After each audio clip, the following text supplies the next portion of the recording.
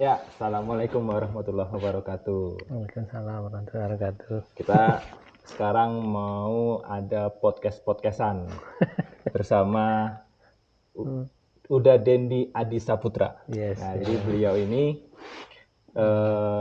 menyelesaikan S3 di Kanasa University, kemudian lanjut postdoc selama setahun, berarti dari 2018 Ya. sampai 2021 kuliah, kemudian lanjut postdoc sampai 2022. Ya, Nah, kali ini saya berkesempatan untuk sedikit bertanya-tanya tentang pengalaman kuliah dan postdoc di Jepang. Dan ini kebetulan diizinkan untuk berada di labnya Uda Dendi nih. Ya, karena saya manggil Uda karena beliau berasal dari Padang. Oke. Jadi langsung saja, Ya, Uda siap. Dendi. Jadi apa pengalaman yang paling berkesan selama tinggal di Jepang ini? ya. Kurang lebih 4 tahun berarti ya? 4 tahun ya. Baik, terima kasih Mas Danu atas undangan podcastnya. Ini podcast-podcastan, jadi bukan podcast saja nih. Ini podcast-podcastan.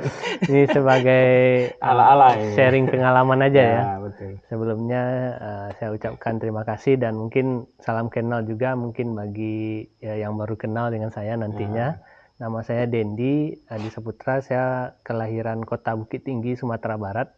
Nah, saat ini saya bertugas di Universitas Andalas sebagai dosen di jurusan Teknik Mesin. Oke, sebelumnya saya boleh cerita historis dulu ya? Boleh lah ya? Boleh. Sebelum cerita apa sih pengalaman yang berharga? Silakan. Oke, yang pertama itu saya sebenarnya 2016 sudah apply yang namanya KU Ristek Scholarship ya.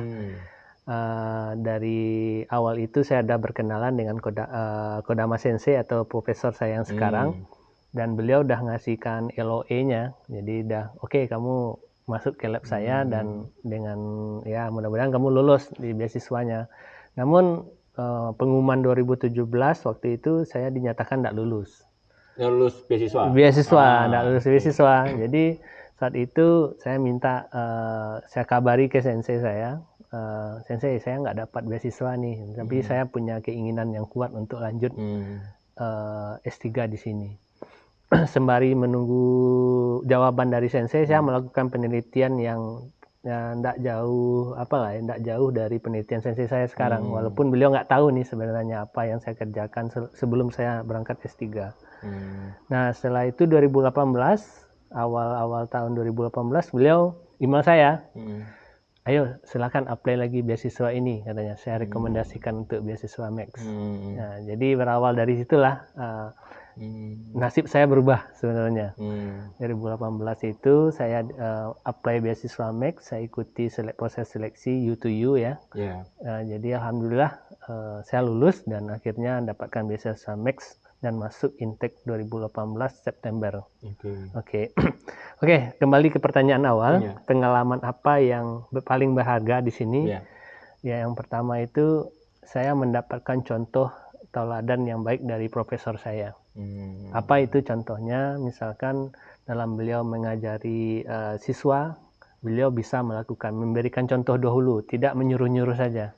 Misalkan saya bikin alat seperti ini, alat di belakang ini kebetulan saya bikin sendiri dengan tentu arahan juga dari sensei sebelumnya, namun konsepnya, layoutnya saya bikin sendiri. Cuman sebelum saya dikasih tanggung jawab seperti ini, beliau memberikan teladan. Jadi pengalaman yang paling berharga saya itu adalah mendapatkan keteladanan dari beliau itu, nggak bergantung kepada orang lain. Jadi beliau nggak bergantung ke saya juga, beliau nggak bergantung ke mahasiswa beliau juga. Jadi beliau bisa apapun, mulai elektrikal, mekanikal, chemical, semuanya bisa. Jadi saya mendapatkan pengalaman bagaimana menjadi seorang dosen, seorang bapak rumah tangga juga, karena beliau setiap hari Kamis itu ada jadwal masak. Jadi selalu jam 6 sore itu beliau pulang ngasih tahu saya masak mie sekarang, katanya. Saya masak udang sekarang gitu. Jadi beliau juga support juga ke family saya. Jadi saya melihat keramah tamahan beliau dan itu menjadi pengalaman yang luar biasa bagi saya, karena kedepannya profesi saya akan sama dengan profesi beliau gitu. insya Allah saya yang baik-baik akan saya ambil ya. Tentunya yang jelek-jelek tentu kita tinggalkan. Nah, itu kira-kira pengalaman. Jadi Sensei Uda Dendi ini adalah sosok bukan bos tapi leadership gitu. Iya, kelihatan. Selain itu juga seorang family man. Family man, betul. Kemudian juga ke studentnya itu tidak menggurui. Enggak menggurui. Tapi gimana ya, mengarahkan dan belajar bersama. Belajar bersama ya. Dan juga beliau memberi contoh gitu. Gini loh bikin alat, gini loh tekniknya. Jadi walaupun kita salah, kita nggak dimarahi dulu, cuman beliau ketawa aja. Nah, jadi ya coba langsung ambil alat, gini caranya. Jadi saya dapatkan skill-skill khusus lah untuk ya walaupun skill mekanik ya, masang alat, masang baut. Tapi saya rasa itu bermanfaat untuk penelitian. Nah, itu luar biasa. Kemudian berikutnya, nah ini kan 4 tahun di sini ya, dari kuliah, kemudian lanjut lagi postdoc. Kalau yang normalnya kan setelah kuliah selesai 3 tahun, kemudian pulang. Betul. Nah, ini berarti ada yang bikin betah nih ya. Kira-kira ini apa nih? Faktor apa yang membuat Uda Dendi betah tinggal di Jepang? Oh, betah ya. Iya. Sebenarnya kata betah itu ya bisa bilang betah, bisa juga enggak, Mas. Jadi okay. kalau betahnya dari segi saya mengerjakan penelitian, saya 100% disupport. Bahkan untuk membeli baterai sedikit pun saya tidak diizinkan mengeluarkan uang saya. Yang 100 yen, yang mudah saya dapatkan di Kendo atau di Daiso, Sensei tidak izinkan. Jadi itu yang bikin saya nyaman ya dalam meneliti. Saya mau memesan, misalkan semua alat-alat ini saya tinggal pesan aja. Ya, saya butuh ini, alasannya ini. Dan beliau selalu support dengan itu. Itu pertama, masalah supporting penelitian. Support dan juga trust ya? Ya, trust yang diberikan. Yang kedua, beliau fleksibel sih orangnya. Dia terkait dengan betahnya tentu ya, karena sehari-hari saya meneliti di sini, tentu hubungannya dengan kondisi penelitian di tempat saya. Ya, beliau ya fleksibel dalam artian ketika misalkan kemarin anak saya sakit kena COVID, beliau langsung ambil keputusan, kamu di rumah kerja aja, kamu fokus nulis atau bikin laporan aja, jangan pikirkan dulu masalah ini. Wah, di situ saya merasa merasa betahnya gitu ya. Sejak itu mulai S3 ya 6 bulan saya single, maksudnya datang perdana ke sini itu sendiri. Beliau 6 bulan saya sini dan nunjukin progres yang bagus. Beliau nyuruh nih, jemputlah keluargamu sekarang. Wah, dari situ saya setelah 6 bulan. Setelah 6 bulan, please enjoy 1 bulan dulu di rumah. Wah, dengan berarti itu udah dia nyebutnya pulang ya? Iya, pulang ke rumah. Kalau di luar kampus, di luar kampus di lab nih. Apa yang bikin betah tinggal di khususnya Kanazawa ya? Khususnya Kanazawa. Saya suka Kanazawa itu karena kotanya tenang dan tidak terlalu sibuk. Nah, itu yang pertama. Yang kedua adalah di sini kan kota budaya, Mas ya. Jadi intinya pengaruh budaya luar, kalau kita bicara ya pengaruh budaya Jepang di sini ya cukup kental, tapi yang positifnya ya. Jadi saya cukup banyak juga berinteraksi atau ikut kegiatan cultural exchange, itu yang juga membuat saya betah. Jadi interaksi sosial ya, kita nggak asing-asing amat lah di sini gitu ya, walaupun kita penduduk asing gitu. Nah ya, jadi salah satu yang bikin betah adalah kerahmatan masyarakat sekitar Apato kita. Ya walaupun nggak bisa bahasa ya, tapi kita bisa interaksi gitu ya, saling misalkan gotong royong waktu winter gitu. Ya, saya juga ikut gitu. Mereka juga senang. Welcome gitu ya. Ya mungkin di masing-masing daerah mungkin beda ya, tapi di daerah sekitar saya rata-rata gitu ya. Siap. Nah, ini kan bentar lagi mau pulang kembali ke Indonesia. Nah, selama tinggal di sini, apa hal yang paling bikin kangen dari Indonesia? Oke. Ini bisa banyak sih. Yang pertama. Iya, yang paling. Yang paling itu orang tua. Orang tua dan keluarga lah ya. Itu yang membuat saya rindu, karena habis saya pulang jemput istri. Setelah itu saya nggak ketemu adik saya, nggak ketemu ayah ibu saya gitu. Waktu itu waktu nggak itu sempat ketemu sama yang lain. Waktu pulang sempat, tapi ketika beliau ngantar ada katakanlah kakek gitu ya, ada satu kenangan juga dengan salah satu kakeknya istri. Waktu itu saya beliau adalah pengurus masjid. Waktu itu saya sempat menjadi istilahnya DKM. Bukan apa ya, pengurus yang garin masjid gitu ya. Ya sebelum saya nikah. Jadi sempat 2021 kemarin beliau berpulang. Jadi itu yang membuat saya ya bikin kangen ya. Jadi ada momen-momen tertentu yang mungkin saya nggak bisa hadir, dan yang paling ngangenin ya setelah makanan, yang pertama itu keluarga. Ya. Setelah itu makanan. Iya, apalagi kalau makanan Padang, nasi Padang itu yang dibungkus kertas itu, aduh. Susah sekali. Tahu nggak Mas? Jadi kalau untuk masalah makanan biasanya saya ikut follow Instagram makanan di Padang. Setelah saya di sini saya coba unfollow dulu. Karena biar nggak semakin rindu ya, betul. Jadi malah nggak fokus ya. Nggak fokus. Nah. Oke nih. Nah, kemudian ini kan udah Dendi telah menyelesaikan kuliah S3 kemudian postdoc. Nah, menurut udah Dendi ini balik lagi agak serius. Kira-kira buat mungkin teman-teman juga yang pengen nanti kuliah ataupun berkarir di Jepang. Menurut udah Dendi ini mentalitas seperti apa yang harus dimiliki oleh teman-teman nanti yang pengen berkarya di sini? Ya, oke. Saya memegang prinsip ini sejak saya di madrasah ya, karena saya dulu basicnya madrasah mulai dari tingkat SMP sampai aliyah. Pesan guru saya adalah kata kuncinya berpandai-pandai. Pandai-pandai dalam tanda kutip. Artinya melihat sesuatu itu coba dulu positive thinking dulu, kemudian pikirkan baik-baik, kemudian dengan positive thinking itu semua jalan akan terbuka. Nah, contoh misalkan gini, ketika kita menghadapi tekanan atau pressure dari sensei mengerjakan itu, positive thinkingnya adalah itu untuk membekali kita. Ya, setelah itu apa? Setelah itu kita lakukan step by step sesuai arahan dan jalannya akan selalu terbuka. Jika ada kendala, jangan pantang menyerah. Dan selalu saya libatkan Allah dalam segala urusan saya. Misalkan setelah saya kerjakan ini, bismillah, mudah-mudahan ini berkah. Itu aja prinsipnya. Jadi ini pesan-pesan dari guru-guru saya sebelumnya, mulai saya sejak di madrasah sampai saya kuliah, ya selalu usaha, doa, dan libatkan Allah, segala keputusan insya Allah berkah. Tapi kalau dibandingkan dengan nuansa perkuliahan di Indonesia sendiri, gimana nih? Apakah sebenarnya sama aja, atau memang seperti asumsi kebanyakan yang memang di Jepang itu sangat ketat, keras, dan sebagainya gitu? Saya merasa kok lebih nyaman, lebih santai di sini ya. Gitu ya. Nah, tuh. Jadi kok lebih santai di sini ya rasanya ya. Berarti itu hanya persepsi aja ya.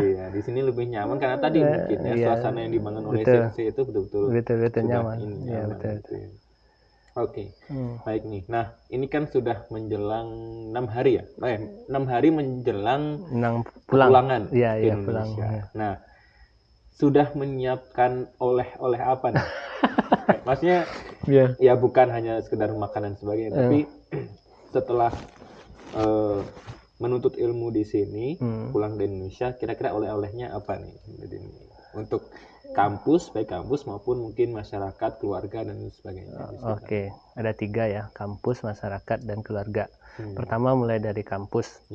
Saya 6 bulan terakhir lah, saya nyusun program kolaborasi, Kang. Alhamdulillah kemarin saya bisa mendatangkan mahasiswa dari Universitas Andalas ke sini tanpa biaya dari adik-adik sana. Jadi full support dari program di Kanazawa University gitu ya, selama 1 minggu cuman. Jadi program JST Sakura, dan sebelumnya mahasiswa di departemen saya itu susah untuk go internasional. Saya mencoba mencari informasi supaya adik-adik ini bisa terbuka wawasannya itu dari kampus, dan alhamdulillah Sensei menyambut baik.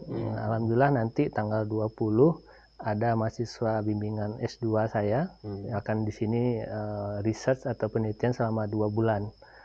Dan alhamdulillah itu disupport oleh kampus Andalas ya untuk biaya transportasinya. Sebelumnya kampus Kanazawa ya, 2 orang mahasiswa. Itu sudah pulang sekarang. Seminggu itu sudah selesai. Udah selesai. Yang insyaallah yang 20 ini yang mau datang ini itu semuanya Sensei support juga. 20 orang? Bukan tanggal 20 September ya. Orang? Satu orang cuma ya. Karena penjajakan awal untuk kolaborasi. Ya. Nah, itu untuk kampus. Untuk masyarakat mungkin ya nggak apa-apa ya saya sebut. Apa itu? Gini, saya sekarang membangun komunitas anak nagari namanya. Jadi anak nagari ini maksudnya anak desa gitu ya. Jadi anak desa yang mencoba untuk mencari karir. Jadi tidak hanya di bidang pendidikan, tetapi juga di bidang-bidang yang lain. Saya mengumpulkan teman-teman dan orang-orang kampung saya, Mas, yang sukses di TNI Polri, kemudian bidang pendidikan, kemudian yang jadi dokter. Alhamdulillah kita sudah membuat semacam komunitas anak nagari ya, namanya Magek Saondoh. Jadi di sana kita mencoba, selama saya di sini saya coba giat kegiatan online untuk motivasi adik-adik. Karena di kampung itu pintar-pintar adik-adiknya, cuman kita biaya nggak ada. Jadi informasi beasiswa kurang. Alhamdulillah setelah kita gagas program ini, udah mulai nih, udah dapat beasiswa, kemudian itu kepuasan tersendiri bagi saya. Jadi ketika kita kasih motivasi, kita carikan jalan, dia lulus SBMPTN, lulus di mana, kampusnya apa saja, penting dia punya bakat di sana. Jadi alhamdulillah beberapa adik-adik di desa atau di kampung saya sekarang alhamdulillah semangat dia untuk kuliah itu udah mulai. Di level-level SMA.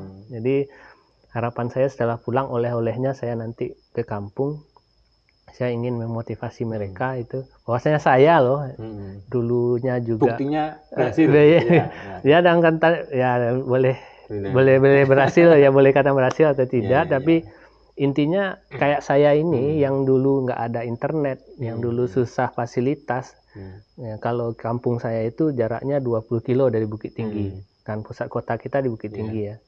Jadi informasi ini sulit. Nah, alhamdulillah ini dukungan dari para perantau juga. Jadi uniknya saya mencoba juga kolaborasi dengan orang-orang perantau. Ternyata orang-orang rantau juga support karena ada yang kerja di Qatar gitu ya.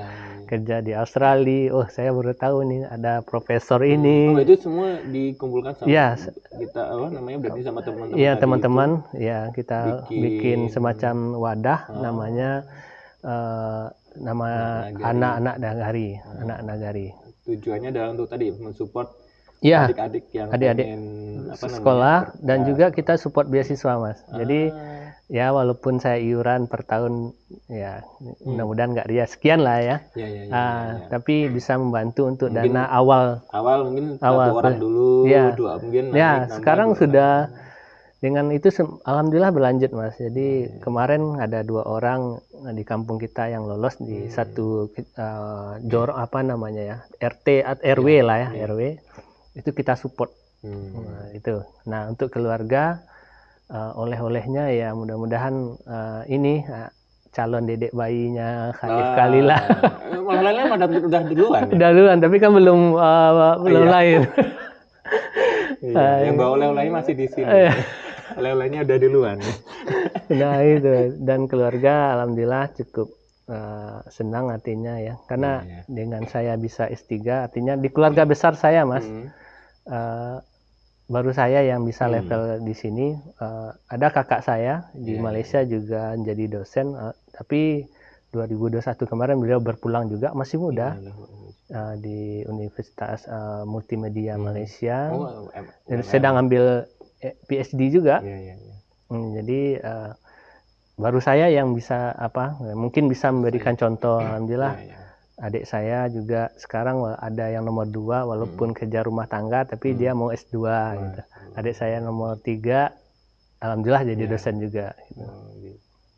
Luar biasa nih memang. Itu kira-kira ditunggu-tunggu pastinya ya kedatangan Deden ini oleh keluarga gitu. Insyaallah. Nah, terakhir dari terakhir Untuk menyimpulkan mungkin ya diskusi kita, podcastan kita, kok diskusi sih, podcastan kita nih, siap hari ini. Nah, saya minta 5 kata yang sekiranya bisa menggambarkan pengalaman Uda Dendi selama 4 tahun di sini ya. Ya itu. Ya. Kira-kira apa 5 kata itu? 5 kata ya. 5 kata. Nggak boleh lebih, nggak boleh kurang. Oh iya. Pertama kerja keras. Kerja keras.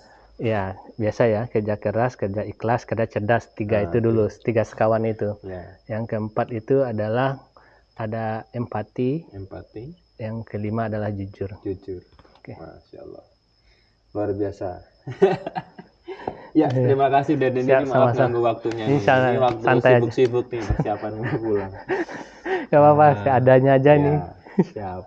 Ya ini terus terang edisi pertama podcast-podcastan. Masya Allah, siap. Sekaligus buat kenang-kenangan kan selama sebelum pulang, sebelum pulang. Jadi mudah-mudahan ini mohon izin nanti ditayangkan. Iya, monggo, silakan. Di YouTube ini podcastan edisi pertama. Ya, oke, siap. Semoga sukses ke depannya. Terima kasih Uda Dendi ya. Siap. Oke, Mas. Oke, sekian podcastan ala Danu Sanjoyo. Nah, ini nanti doakan mudah-mudahan ini berlanjut ke edisi berikutnya. Insya Allah. Amin. Ya, itu saja. Terima kasih. Assalamualaikum warahmatullahi wabarakatuh. Waalaikumsalam warahmatullahi wabarakatuh.